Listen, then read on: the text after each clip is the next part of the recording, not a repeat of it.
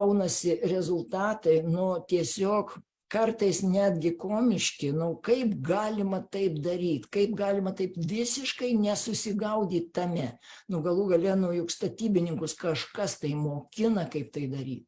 Tai važiuokit, 2000 metais Klaipėdoje Taikos prospekte buvo pastatyta Hipermaxima.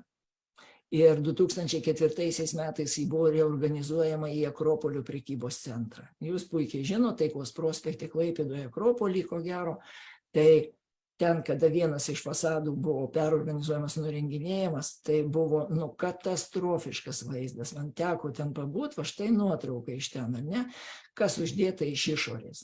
Iš išorės turi būti garo, tai yra vėjo izoliacija. Iš vidaus turi būti garo izoliacija.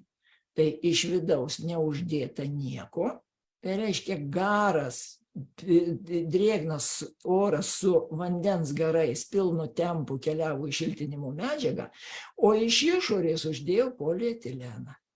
Tai įsivaizduojate, to garo neišleido niekur, jis kondensuojasi, tai už to polietileno ten kibirai vandens, ta vata visa permirkus, viskas supelyje, supuvę ir karkasas per 4 metus tapo neeksploatuotinas visiškai.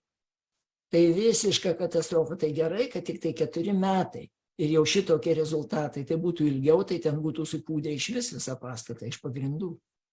Nes, tai buvo, labai ryški klaida padaryta. Ir aišku, 4 metai, tai aš nežinau, kuo ten baigėsi, aš kadangi į teisinius dalykus nelendu, bet ko gero, ten turėjo būti, stiprus teisinis dalykas, nes 4 metai, tai jau vien statybos garantija, statybos darbų, bet kokių garantija yra 5 metai, o dengtų darbų, kas šiuo atveju dengti darbai, kur negalima tiesiog atvirai prieiti iš karto pasižiūrėti, tai 10 metų garantija. Tai čia jau akivaizdus garantinis atvejis. Štai kas gaunasi.